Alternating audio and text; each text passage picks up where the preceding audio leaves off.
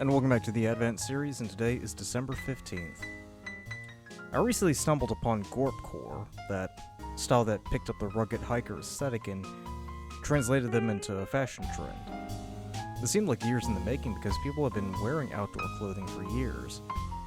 I wore hiking boots in middle school, and the only trail I ever went on was the one from the school to the parking lot. In any case, going through Instagram and Pinterest and flipping through the selfies of people wearing GORP-core dress made me wonder, what are they up to? The GORP-core style is very much an urban phenomenon. People within the city environment mingle and share ideas, and they pick up things they've learned from one another.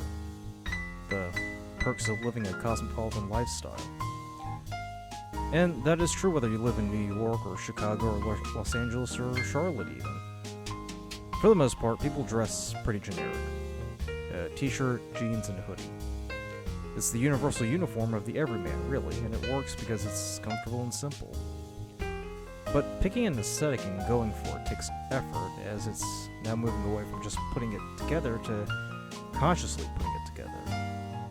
Because it's no accident that someone wears tweed, a waistcoat and a bowler, and traipses around down the street with a monocle and cane.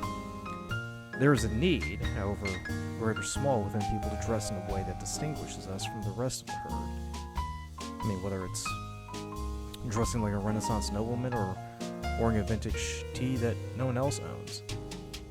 But back to GORP-core. Dressing like you're going out to conquer the mountains in the city environment seems a bit weird. Unless your mind romantically views skyscrapers as mountains in a figurative sense, then it makes little sense to go out dressed like someone who's always on the hunt for the next challenge. And the green spaces in a city are as flat as an athlete's stomach, so you're not going to get into any scrapes. Mind you, over the past few years, municipal governments have made an effort to create nature trails that traverse the city limits and to preserve the natural world within the urban space, but also giving people a landscape in which to function independently of the urban mode.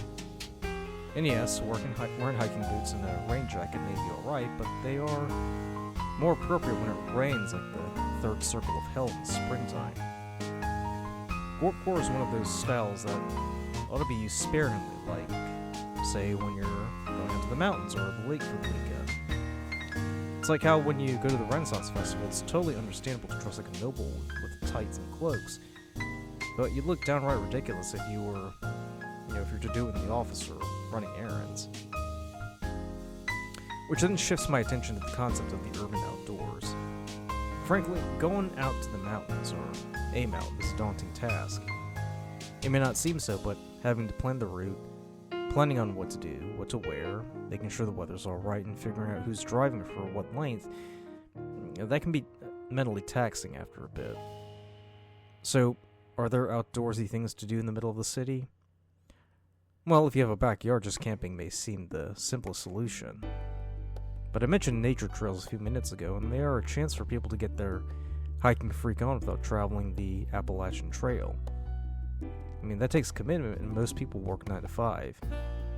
And cities have made efforts to create facilities that offer outdoor activities without having to spend an hour or two getting to the mountains or 4 hours getting to the coast.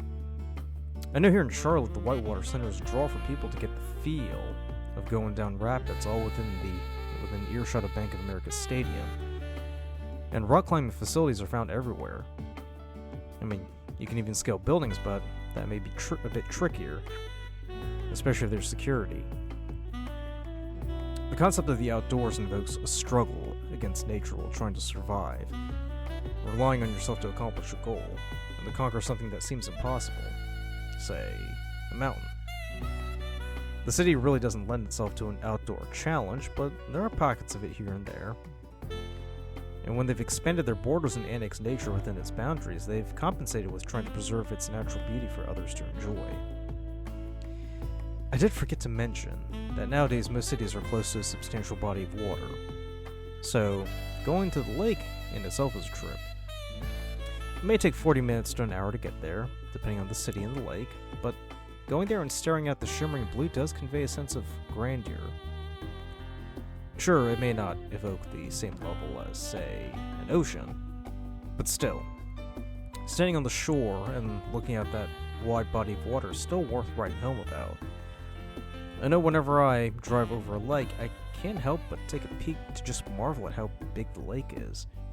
I mean, even if it's man-made, it still deserves our admiration because it's working to preserve the natural beauty. And having a nature walk or sailing or spending the night camping on the grounds does scratch that itch for the inner outdoorsman. I mean, scratch that off the list. Tick that box. I mean, you can do any of that, whether in the city or in its environs. You can call yourself an outdoorsman. Not just an outdoorsman, but an urban outdoorsman.